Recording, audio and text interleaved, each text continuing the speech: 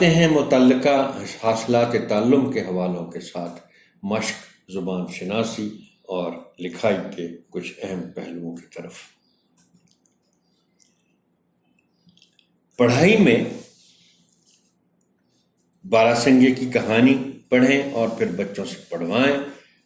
صفحہ نمبر 103 پر میں آپ کے لیے اس کو ایک دفعہ پڑھ دیتا ہوں۔ کسی جنگل میں ایک باراسنگھا رہتا تھا۔ اسے اپنے خوبصورت سینگوں پر بڑا ناز تھا۔ وہ انہیں دیکھ دیکھ کر خوش ہوتا تھا، لیکن اسے اپنی پتلی پتلی ٹانگیں سخت ناپسند تھیں۔ وہ اللہ تعالیٰ سے یہ شکایت کرتا رہتا کہ اسے خوبصورت ٹانگیں کیوں نہیں دیں۔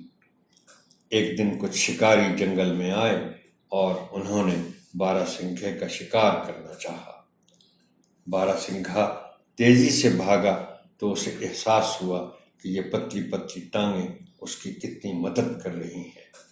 وہ بہت تیز بھاگا، شکاری پیچھے رہ گئے۔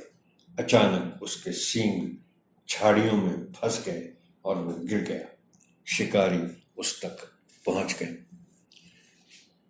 محترم ٹیچر، اس طرح کی عبارت کو پڑھنے کا مقصد یہ ہوتا ہے کہ آپ بچوں کے تلفظ اور ان کے اتار چڑھاؤ کا خیال رکھیں اور ان کی اصلاح کرتے رہیں۔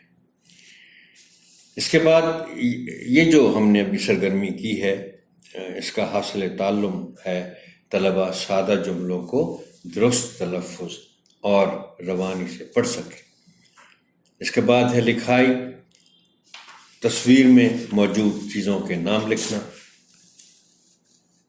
اس طرح کی سرگرمی ہم پہلے بھی کر چکے ہیں اور میں نے شاید اس سے پہلے بھی آپ سے گزارش کی تھی کہ جب بھی اس طرح کی سرگرمی ہو، اب یہاں 5 چیزوں کے نام بچوں نے لکھنا ہے، لیکن آپ ان سے تمام چیزوں کے نام زبانی پوچھیں بھی اور کاپی پر بھی آپ لکھوا سکتے ہیں باقی چیزوں کے نام جو تصویر میں دی گئی ہیں۔